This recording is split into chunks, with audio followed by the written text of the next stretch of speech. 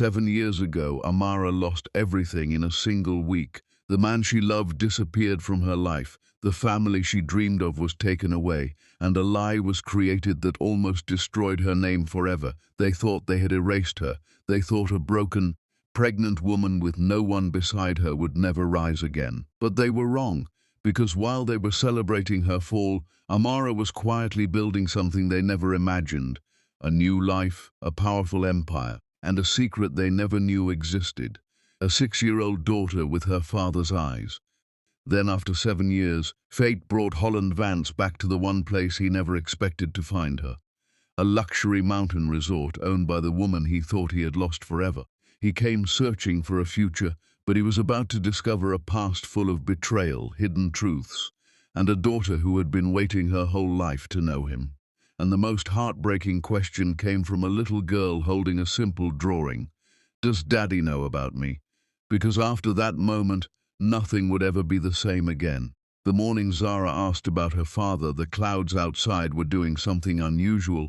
They were parting, not dramatically, not the way storms clear in movies, with golden light flooding through like God changed his mind. It was quieter than that. Just a slow, reluctant separation, the way two people move apart when they've held on too long, and finally accept that holding isn't the same as belonging. Amara noticed it from the kitchen window. She always noticed the sky. It was the first thing she'd learned to read when everything else in her life stopped making sense. 7 years ago, when the world she thought was hers dissolved in a single week, and the only thing that didn't lie to her was the weather. She was pressing her daughter's school uniform when Zara padded in, 6 years old and barefoot, her dark curls still wild from sleep, holding a crayon, drawing with both hands like it was evidence in a court case.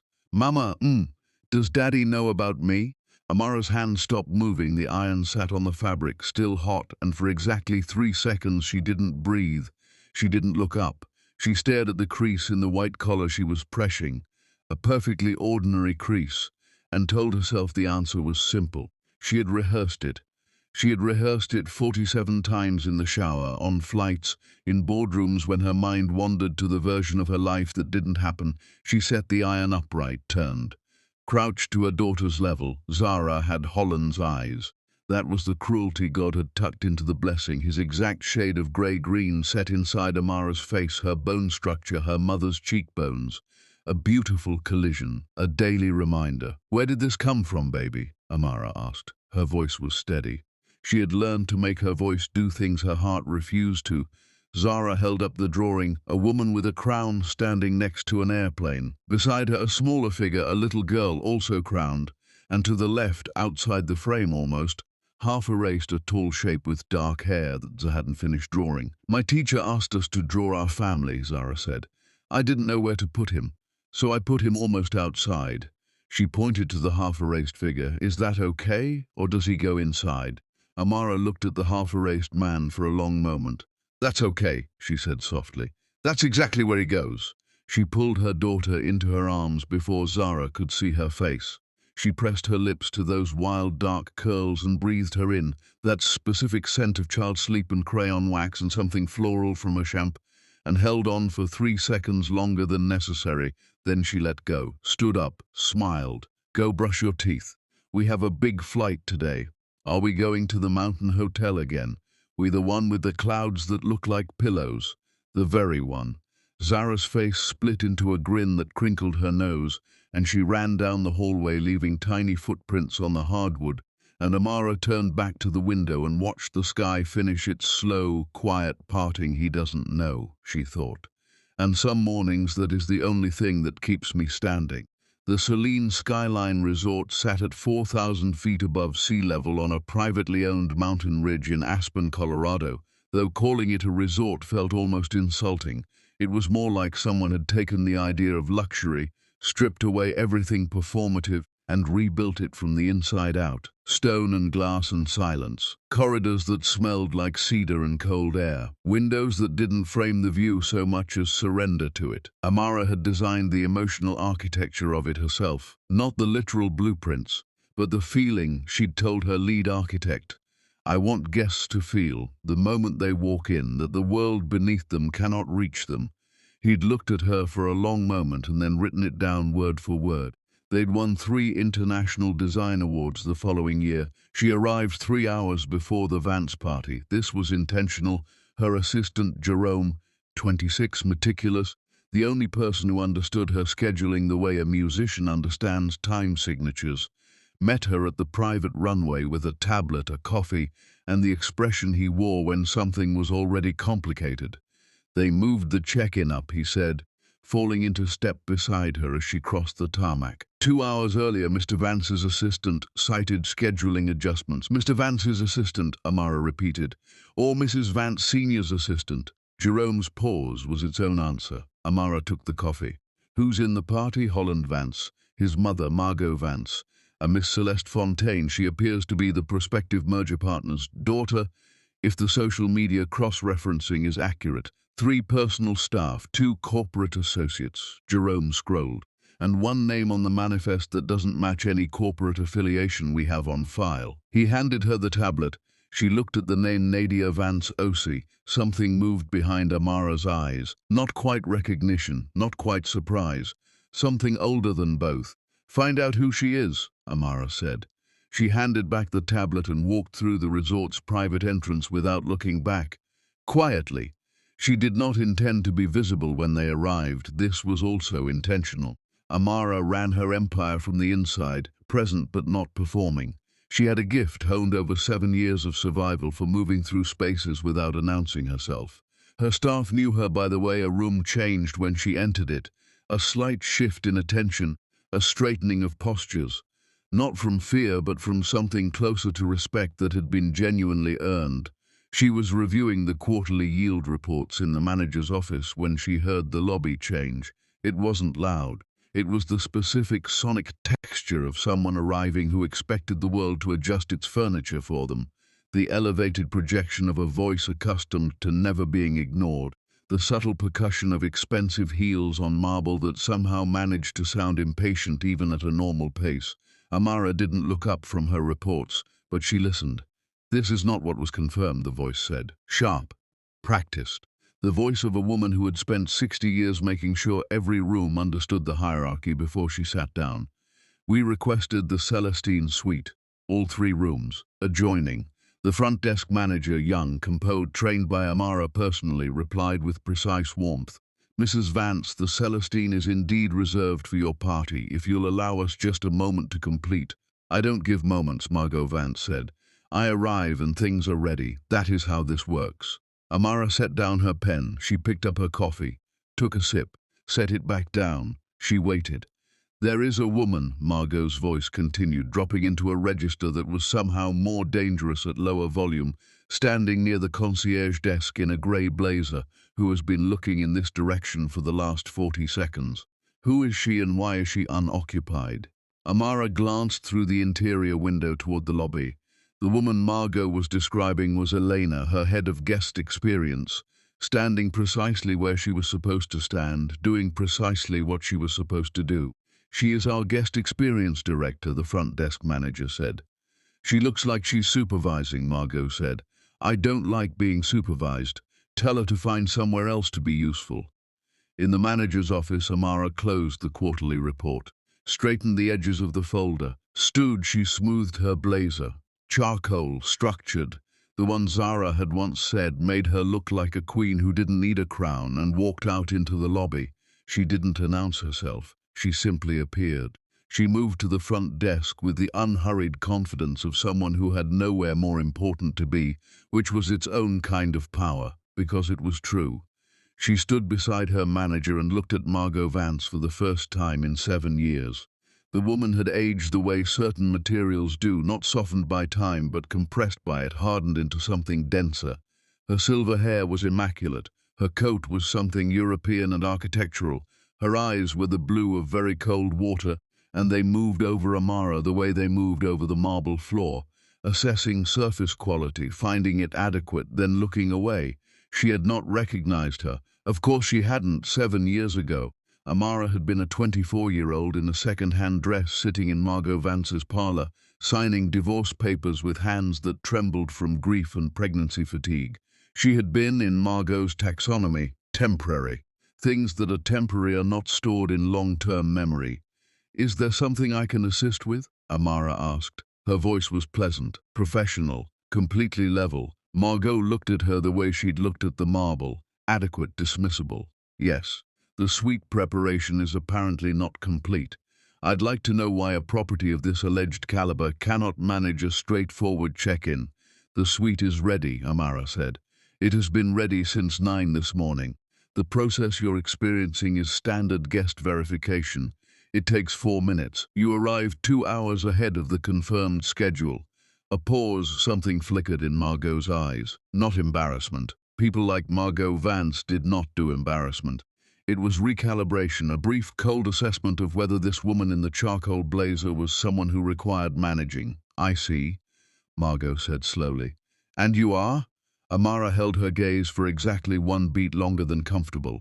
I'm available if you need anything, she said, and smiled, warmly, professionally, with the precise temperature of someone who has already won and doesn't need you to know it yet. She turned to her manager, said 2 quiet words about the suite preparation, and walked back toward the offices behind her. She heard Margot say something low to whoever stood at her elbow, and then she heard another voice, a voice she had not heard in 7 years, and had spent 6 of those 7 years training herself not to miss. Mother. Holland Vance's voice was quieter than she remembered, more careful, like a man who had learned to modulate himself around something volatile. Let the staff do their jobs. Amara did not stop walking, but her hand just briefly found the wall beside the corridor entrance and pressed flat against it. He's here. She had known he would be. She had known since the booking came through. She had had 3 weeks to prepare herself, 3 weeks of long runs at dawn and extra hours in the office, and teaching herself to say his name in her bathroom mirror without her voice changing. She had prepared, and still her hand was flat against the wall. She lifted it, looked at it, curled it into a deliberate fist, then released it. You are not 24, she told herself. You are not sitting in anyone's parlor. You are not signing anything. You own the wall your hand just touched. She walked on. Jerome found her on the East Terrace 11 minutes later. She was standing at the railing looking out at the mountain range, the afternoon light doing something extraordinary to the snow on the far peaks, turning it briefly gold before the clouds moved and it went white again. The unidentified name, Jerome said carefully. Nadia Vance Osi. Tell me, 38 years old. Born Nadia Vance, she was given the Osi name when she was adopted out of the family at age 9. Margot Vance arranged the adoption privately. The official record states family restructuring. There's no public record of the reason. Amara turned to look at him. She's Holland's half-sister, she said. It wasn't a question. Jerome nodded slowly. Different mother. Margot apparently, yes. She was removed from the family when Holland was 14. He told interviewers in a 2019 profile that he was an only child. A pause. He may genuinely believe that. Amara was quiet for a long moment.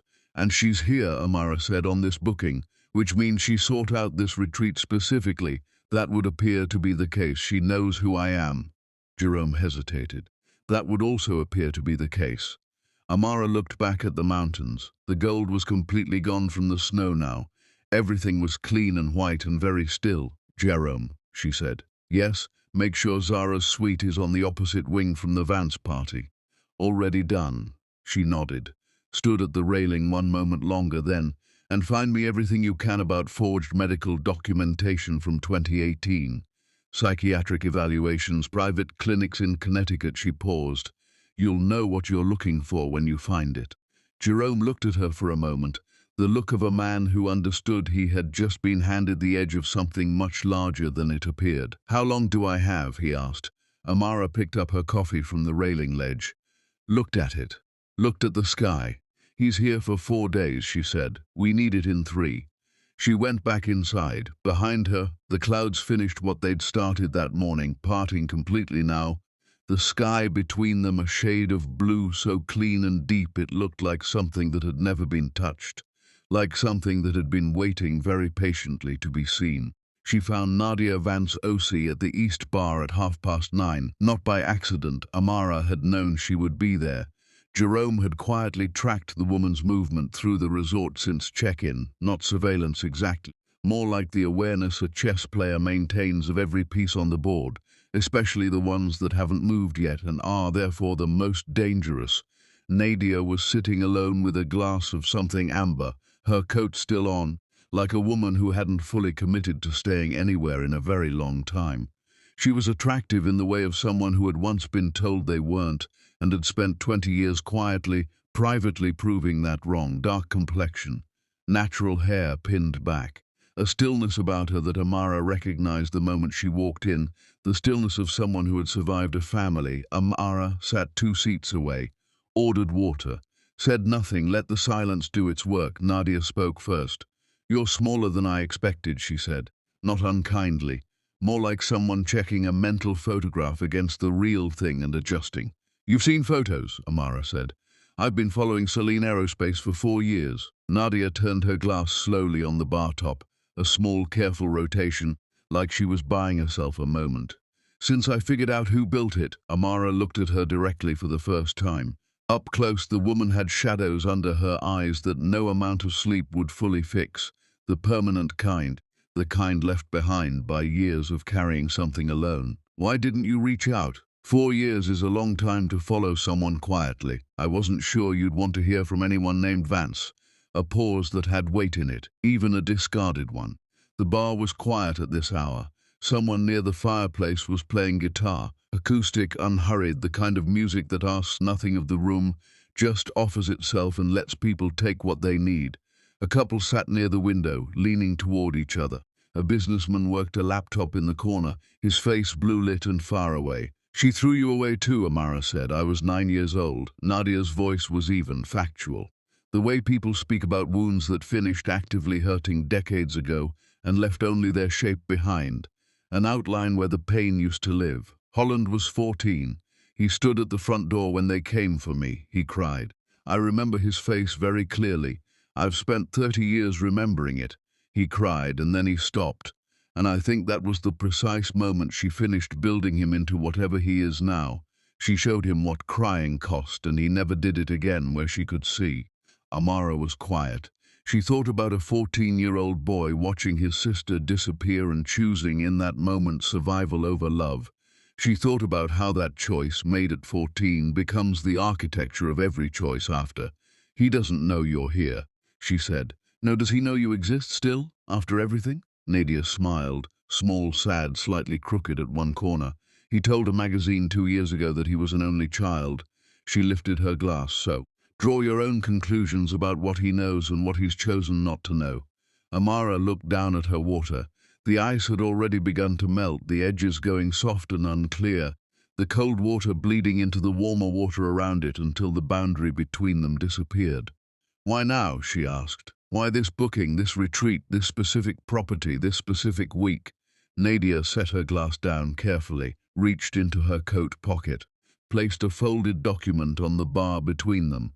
Not dramatically, not with any performance, just set it there the way you set down something you've been carrying too long and finally found the right surface for.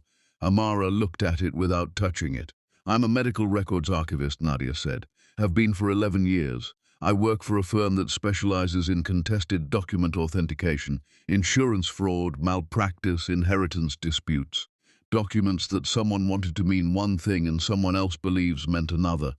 She paused. 3 months ago, a file crossed my desk from a private psychiatric clinic in Greenwich, Connecticut, 2018. The patient name had been redacted. Standard procedure when a file enters contested authentication review. The guitar by the fireplace shifted into something slower, a minor key, something that felt like memory.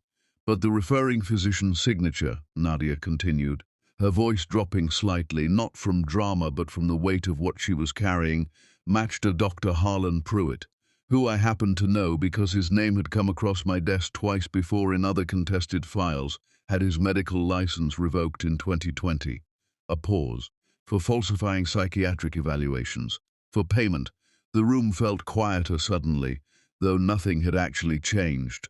"The redacted patient," Amara said. Her voice was completely level. The levelness cost her something, but she paid it. "You figured out who it was." The document was submitted as the primary grounds for an accelerated divorce proceeding. Connecticut, 2018, citing acute mental instability of the petitioned spouse, grounds for removing them from the marital decision-making process entirely, effectively stripping them of the ability to contest the divorce terms. Nadia looked at her steadily. There aren't many accelerated divorce proceedings involving Vance family attorneys in Connecticut in 2018. Silence settled between them like something soft and terrible. Amara picked up the document. Her fingers were steady. She had trained them to be steady the same way she had trained her voice, deliberately, over years, through repetition and will and the specific stubbornness of a woman who had decided that no one would ever again watch her hands shake. She unfolded it slowly. She had never seen this document before. She had signed papers that week. God, so many papers. In a grief so complete it had altered her physical density, made her feel hollow and heavy simultaneously, but she had never been shown what justified those papers. She had been told she needed to sign. She had been too devastated, too exhausted, too hollowed out by the pregnancy she was barely holding on to and the husband who had stopped returning her calls. To ask the right questions, she looked at it now, her own name. The redaction was imperfect, correction fluid applied over a photocopy, and in certain light, under certain angles, the letters bled through the white like a confession that couldn't fully hide itself. Amara Vance. Psychiatric evaluation, November 2018. Primary diagnosis, acute delusional disorder with paranoid features. Secondary notation, emotional dysregulation, reality distortion, possible personality disorder presentation. Recommendation, immediate residential psychiatric evaluation. Petitioned spouse determined unfit for sound marital decision-making or legal representation. Referring physician, Dr. Harlan Pruitt, MD, authorizing signature, and here at the bottom a name she recognized, not Margot's name. Margot was too careful for that. The name of Margot's personal attorney, a man named Gerald Fitch, who had sat across from Amara in a wood-paneled room and placed papers in front of her without explaining what she was signing. Amara's hands did not shake. She was quietly, privately proud of that. Later, alone in her room, after Zara was asleep, she would allow herself whatever her body needed to do. Not here, not in front of anyone. Not ever in front of anyone again. She refolded the document with the same steadiness with which she had unfolded it. Set it on the bar between them. My attorneys have been searching for this specific document for 6 years, she said. I know, Nadia said. I found your legal team's inquiry in the clinic's contested file archive. Their request had been sitting unanswered for 4 years. The clinic changed ownership twice. The file had been misfiled, then refiled under a numerical code rather than a name. She paused. If I hadn't recognized Pruitt's signature, it would have sat there another 20 years. Why bring it to me personally? Amara asked. You could have sent it to my attorneys. Anonymously, safely, no exposure, no risk. Nadia was quiet for a moment. The fireplace crackled, the guitar played on. Because she took me from my family when I was 9 years old, she said finally, and filed the paperwork that same week, and I never got to look anyone in the eye and say, this is what she did, I was here. It happened. I spent 30 years being a secret. Her voice remained steady, but something in it changed, deepened, became more real. I didn't want to mail you a document. I wanted to sit across from you and put it in your hands and say, I see what she did to you. I was a witness. Even if I didn't know it at the time. The bar was very quiet now. Amara looked at this woman, this stranger who shared the blood of the man who had broken her, who carried the cruelty of the same woman in her history, who had spent 11 years archiving other people's buried truths and had finally, in the strange machinery of fate, found one that was partly her own. She picked up the document again, placed it carefully inside her jacket against her chest, where it sat like a heartbeat she'd been missing for 7 years. Jerome, she said without raising her voice. From the corridor entrance, Jerome materialized. He had been there. She had known he would be, positioned where she needed him the way a good attorney positions an argument, quietly, in advance, already in place before anyone realizes it matters. Get Marcus on the phone, she said. Tonight. It doesn't matter what time it is in New York. She straightened her jacket. Tell him we found the original. Jerome nodded once and was gone. Amara looked back at Nadia. You understand, she said carefully, that once this document enters formal legal proceedings, it will be very uncomfortable for Holland. His company is already struggling. A scandal of this nature, proof that his mother forged psychiatric documents to dissolve his first marriage, will affect the merger he's here to finalize. It may collapse it entirely, I understand. The woman he's apparently being steered toward, Celeste Fontaine, her family will not want association with this story. I know, you came anyway. Nadia looked up at her. In the firelight, her eyes were clear and exhausted and completely certain, the eyes of someone who had made their decision a long time ago and was only now arriving at the moment the decision required. She took my family when I was 9, she said. She took yours when you were pregnant and grieving and alone and had no one to tell you what was being done to you. A pause. There are things that matter more than a merger, Miss Bliss. I decided that a long time ago. I just needed to find you first. Amara stood there for one moment, just one, brief and private and entirely her own. Then she placed her hand on Nadia's shoulder. Not a hug. They were not there yet. Perhaps they would be. Perhaps this would become something, but a touch. Warm, steady. The kind that says, I receive what you gave me without requiring words for it. Good night, she said quietly. She walked from the bar, down the corridor, up the private staircase to the wing where her daughter slept, away from the Vance party, away from everything, in a room that smelled like the cedar diffuser Zara insisted on because she said it smelled like the forest in her favorite book. Amara opened the door without a sound, stood in the doorway. The room was dark and still, and Zara was curled beneath the white duvet like something irreplaceable wrapped in clouds, her dark curls loose across the pillow, one small hand open beside her face, relaxed, trusting the open hand of a child who has never yet learned to sleep defensively. Amara stood there for a long time. Does Daddy know about me? She reached into her jacket, felt the document against her ribs. He will, she thought. In 3 days he'll know everything there is to know. She closed the door without sound, walked to her own room, stood at the window. The mountain was entirely dark now, only the highest snow catching the moonlight and returning it as something pale and clean and patient. Somewhere below, in the warmth of the Celestine suite, in the comfort of a resort he had no idea belonged to the woman his mother had erased, Holland Vance was sleeping. Amara looked at the mountain, took out her phone, opened Marcus's contact, typed, "We're ending this. Prepare everything. I have the original document." 3 days she sent it, set the phone face down on the windowsill, looked at the sky, cloudless, deep, crowded with stars, the kind of sky that makes the smallness of human cruelty feel almost absurd against the scale of everything else. She did not sleep for a long time, but when she finally did, her hands were completely still, and in the room across the hall, Zara slept with one hand open, dreaming whatever 6-year-olds dream when the world has not yet taught them to close their fists. The morning arrived the way consequences do, quietly, without announcement, already fully formed by the time anyone noticed it. Amara was at her desk by 5:30, the mountain still dark outside her window, the resort silent in the specific way of places that hold many people all sleeping at once. She had slept 4 hours, she had needed 3. The extra one was a gift she gave herself, a small, deliberate act of self-preservation, because today was the kind of day that 8 people who arrived at it depleted. Marcus had called at 2 in the morning, New York time, which meant he had been awake, which meant he had understood the message exactly as she intended it. "Tell me it's authenticated," she had said, without greeting, Amara. His voice had the particular texture of a man choosing his words the way a surgeon chooses instruments, precisely, with full awareness of what each one could do.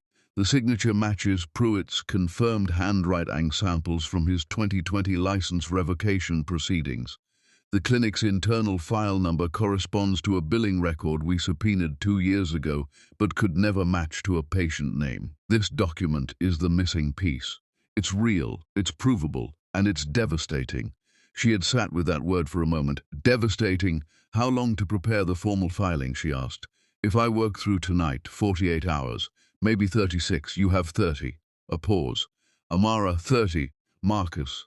He had exhaled, not in defeat but in the way of a man who had worked for her long enough to know that her timelines were not suggestions. 30 hours, he said. I'll need the original document scanned and encrypted to me within the hour. Jerome had handled that before Amara went back to sleep. Now she sat at her desk in the grey pre-dawn quiet, reviewing not legal files but reservation logs, staffing schedule, the ordinary machinery of the empire she had built from the specific wreckage of everything Margot Vance had tried to make permanent. There was something she found grounding about this. The spreadsheets, the logistics, the evidence that 7 years of work had produced something real and large and entirely hers. It reminded her on mornings like this one that she had not merely survived. She had built at 6:45. Jerome knocked. "He's up," he said. She didn't need to ask who. "Where?" "East Terrace. Alone. He came down before his mother scheduled breakfast. The staff noted he's been standing at the railing for approximately 20 minutes. Amara looked at her coffee, looked at the window. The sky was beginning to lighten at its edges, that particular shade of pre-dawn grey that isn't darkness anymore but hasn't committed to being light. And Margot, still in her suite. Her breakfast is scheduled for 8. She's arranged a private meeting with the Fontaine family at 10, apparently to accelerate the merger discussion. Of course she has. Amara stood, straightened her jacket, and Zara, sleeping. Your morning instruction to the kitchen staff stands, her breakfast to the room at 8, the specific order she gave last night. Jerome paused. She requested the blueberry pancakes again. Something softened briefly in Amara's face. She always does. She walked to the window. Holland was visible from here if she angled herself correctly, a dark figure at the east terrace railing, his back to the resort, facing the mountain.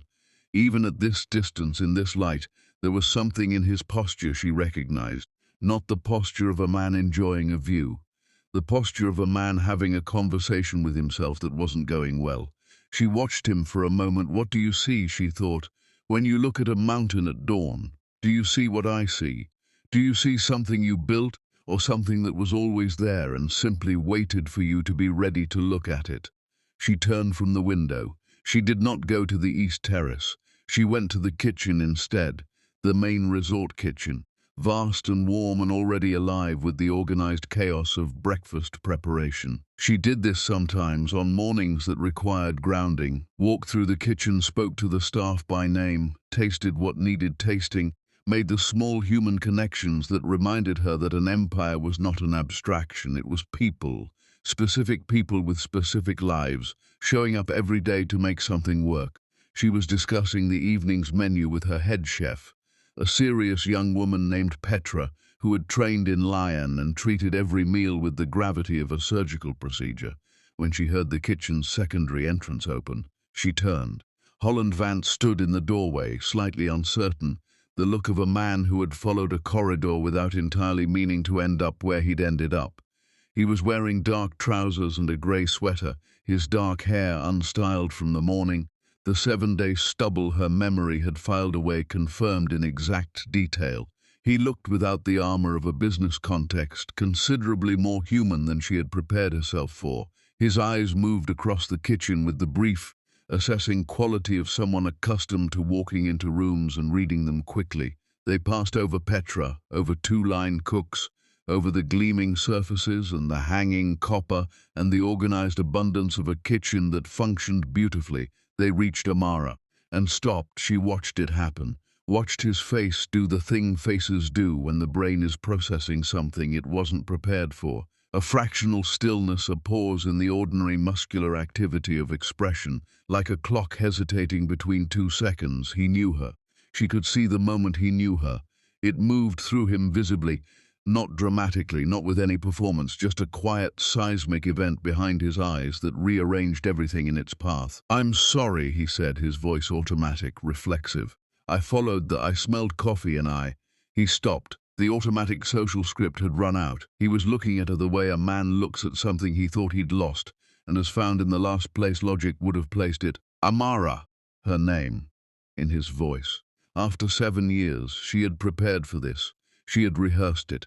She had said her own name in her bathroom mirror in his voice, practicing the moment, inoculating herself against it. It turned out you could not fully inoculate yourself against your own name spoken by someone who had once said it the way he used to say it.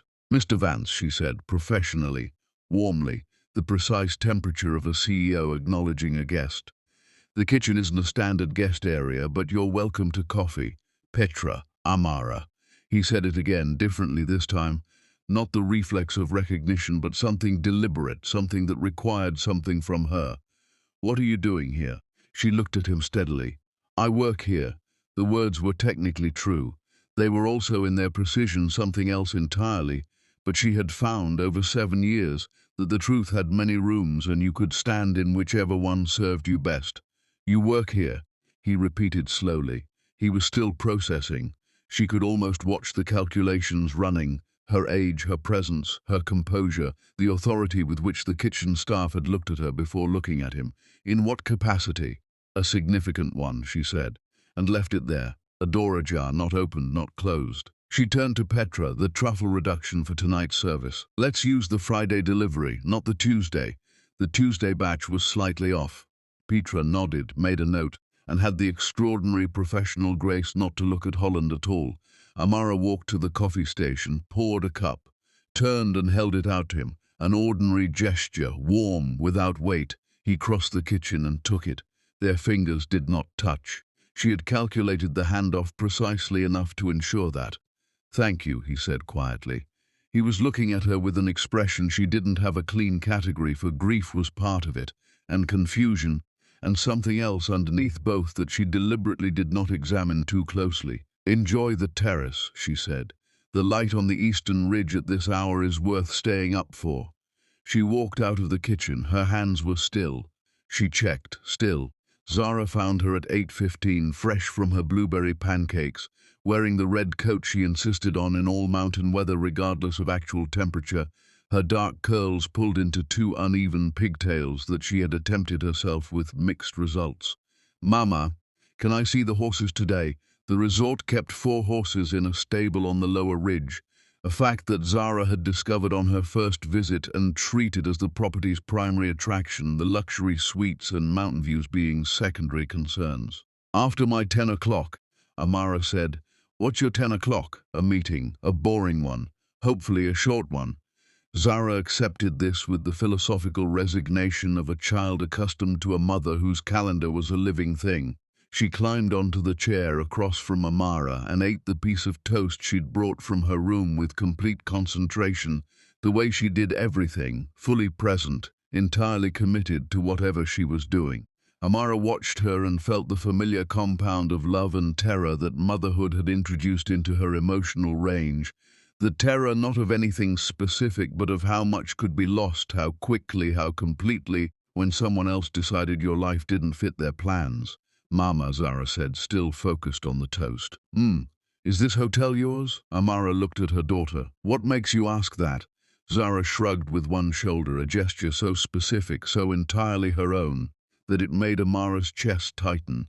Because everyone looks at you like it is. The way Jerome looks at you, and the lady in the kitchen looked at you that way too, and the man with the dark hair. Amara went very still. What man with dark hair? The one in the hallway when I came down. He was looking at you through the kitchen window. Zara bit her toast. He looked sad. Do you know him? He was watching through the kitchen window. Amara kept her face completely neutral. I know many people, baby. Zara considered this with the terrifying directness of a 6-year-old. He looked like he knew you better than most people, she said.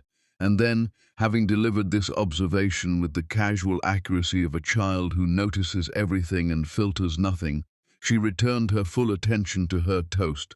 Amara sat very quietly for 3 seconds, then, finish your toast, we'll see the horses at 11. The 10 o'clock meeting was not the one Margot Vance expected.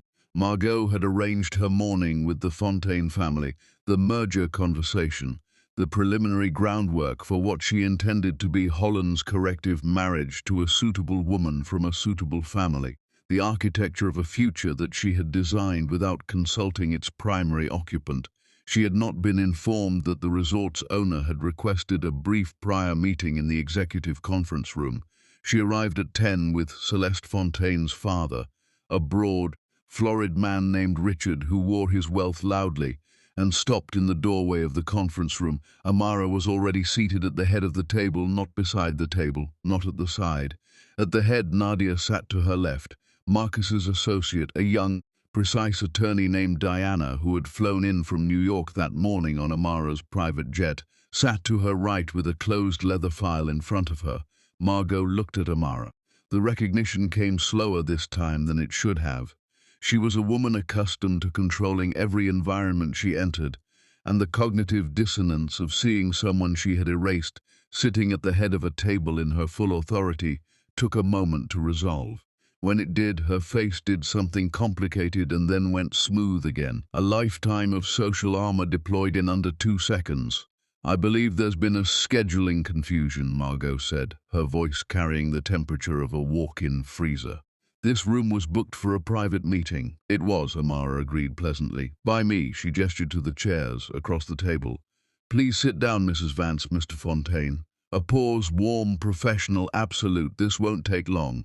Richard Fontaine looked between the two women with the expression of a man who had walked into something he didn't have the context to read, and was beginning to understand that the context mattered enormously. Margot did not sit. "I don't know who you think you are.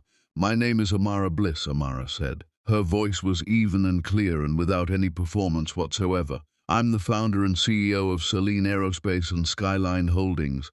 This resort and the 11 properties in this chain belong to me." She held Margot's gaze.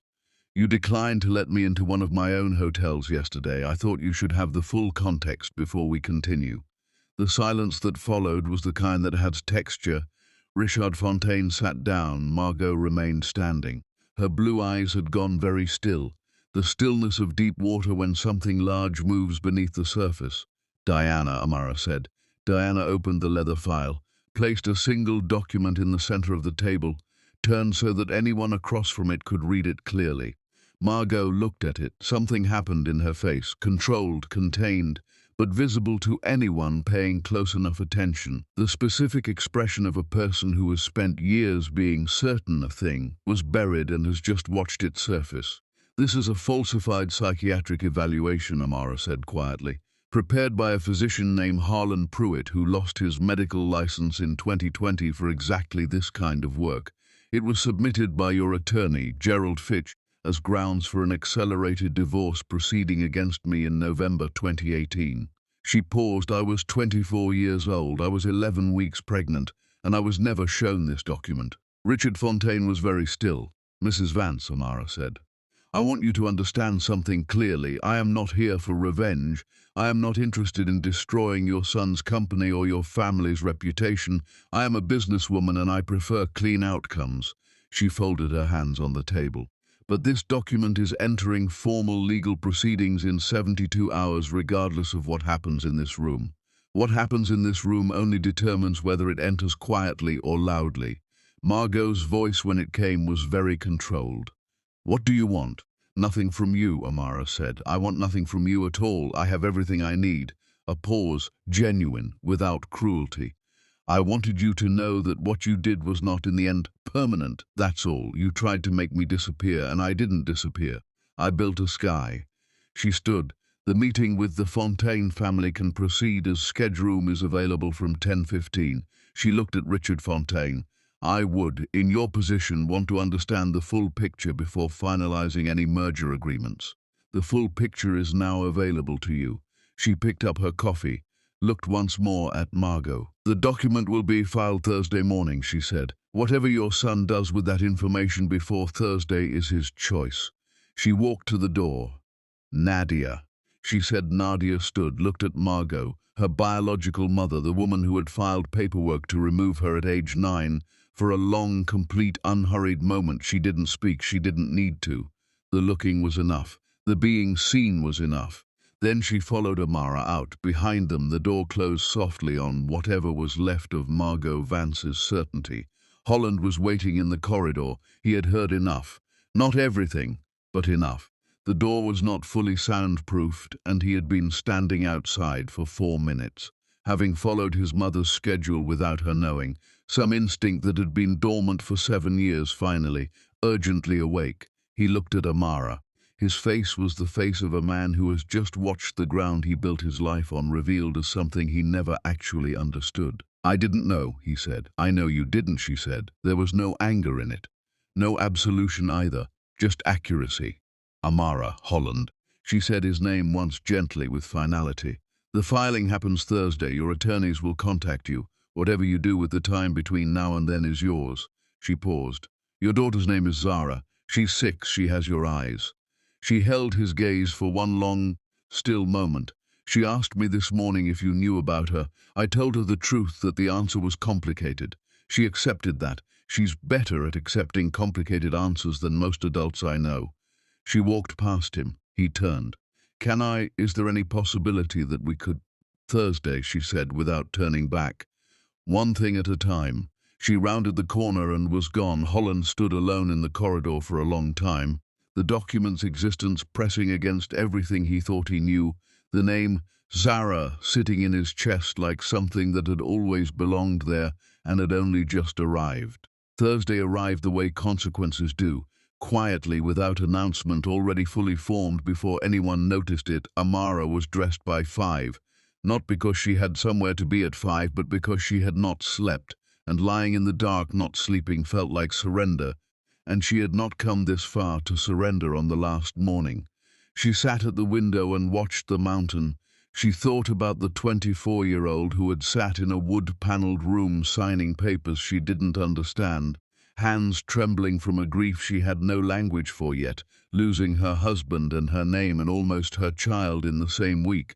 She thought about waking alone the morning after in a hotel room paid for with the last of her personal account, 11 weeks pregnant, nothing in front of her that looked like a future. She thought about Nadia's phone call in that darkness, a stranger who had said, "I have some money set aside. I believe in what you want to build. Tell me the plan." 7 years ago, Nadia had been a silent partner and a stranger. Today she was asleep in the armchair across the room, having arrived at 11 the previous night and simply stayed, the way people stay when they have finally arrived at the same room after years of circling each other from a distance. Amara's phone lit up. Marcus filed. 9:02 a.m. Eastern. It's in the system. It's real. It's over. She read it twice, put the phone down, looked at the mountain. It was done. Zara appeared at 7 in her red coat, already buttoned, one button misaligned, holding the crayon drawing from the beginning of the week. She had added something. Amara saw it from across the room and felt her breath make a small involuntary adjustment.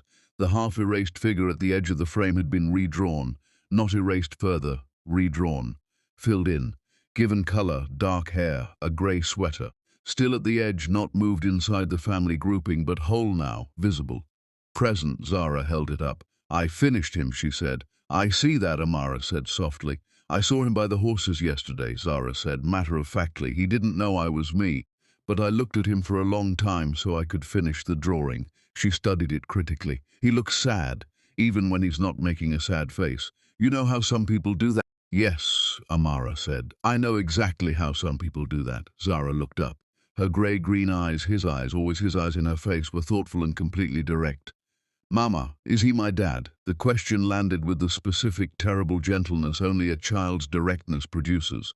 Not cruel, not dramatic. Just a 6-year-old asking the question that had been the center of everything for 7 years. With the casual certainty of someone asking whether it would snow, Amara crossed the room, sat at her daughter's eye level. "Yes," she said, simply, without decoration. "He is." Zara looked at the drawing, then at her mother. Then at the drawing again. "He found out yesterday." "Is that why he looks sad?" "Partly, yes." Zara was quiet, the specific quality of quiet that meant she was running something through whatever internal a 6-year-old uses to organize information too large for its category. "Can I meet him?" she asked. "Properly, not by accident. That is entirely your choice." Amara said, "It will always be your choice. No one decides that for you. Not me, not him, not anyone." Zara looked at the drawing one more time. Then she said, "I want to meet him, but I want to write him a letter first." Amara blinked. "A letter, Ems. Patterson says when you have big feelings you should write them down before you say them out loud," Zara explained, with complete confidence in Miss Patterson's methodology. "So you say the real thing instead of the wrong thing." Amara looked at her daughter for a long moment. "Okay," she said softly, "let's write a letter." They sat at the writing desk together. Zara chose the cream stationery, more serious than the white, she explained. She held the pen with the effortful grip of a child still negotiating handwriting, tongue pressed to her upper lip in concentration. She wrote for 11 minutes without stopping. Amara did not read over her shoulder. This letter belonged entirely to its author, When Zara finished, she read it back silently, lips moving. Then she folded it carefully into thirds and wrote on the outside in large, sincere letters. "For my dad," she held it out to Amara. "Can you give it to him? And then I'll come meet him after he reads it, so he has time to feel his feelings before I'm there." Amara took the letter, looked at her daughter, this child who had arrived under the worst possible circumstances and had somehow become the most emotionally intelligent person she had ever met. "Miss Patterson," she said, "must be an extraordinary teacher." Zara nodded seriously. "She really is." Holland was on the East Terrace. He looked like a man who had not slept, not disheveled but stripped, the way sleep deprivation removes the last layer of social performance and leaves only whatever is actually underneath. What was underneath, without the armor, was someone considerably more broken than his biography suggested. Amara walked out, held out the letter without preamble. He took it with both hands, read the outside. "For my dad," the D in dad was backwards, then corrected. Something moved through his face that he didn't try to contain. "Read it here," she said. "She's waiting in the lobby. Come when you're ready." She turned to leave. "Amara." His voice was careful, stripped of everything except what he actually meant. "I heard enough through that conference room door. I know what my mother did. I know what I chose not to ask." He stopped. "There aren't words large enough for what I failed to do. I know that. I'm not asking for anything. I just need you to know I'm going to spend whatever time I have left being someone Zara doesn't have to half erase." Amara stood with her back to him. She thought about all the versions of this moment she had rehearsed. The things she would say, the coldness she would maintain, the wall she had built over 7 years that she had told herself was protection and that had been genuinely protection and that she could feel even now doing its necessary work. She thought about Zara's drawing, the figure redrawn. "I left room, read the letter," she said. "Then go meet your daughter. Everything else is a longer conversation for another day." She went inside. At 1 o'clock she walked to the private runway. The jet was ready. Jerome had Zara in the car, apparently negotiating whether the monogrammed stationery counted as resort property or a guest amenity. Jerome had ruled in Zara's favor. Amara stood on the tarmac in the cold and looked at the jet. Her jet, signed for on a Tuesday morning with completely steady hands from a bank that had initially declined her and 2 years later called to apologize.